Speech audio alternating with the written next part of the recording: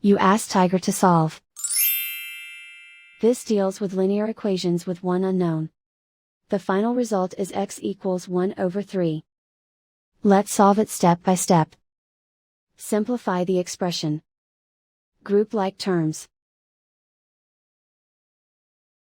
Simplify the arithmetic.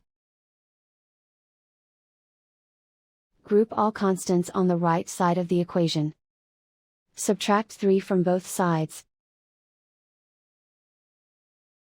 Simplify the arithmetic.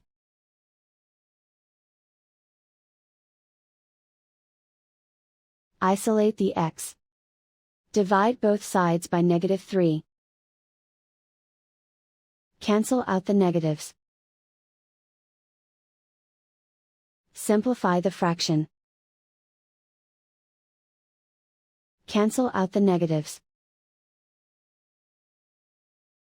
And so the final result is x equals 1 over 3.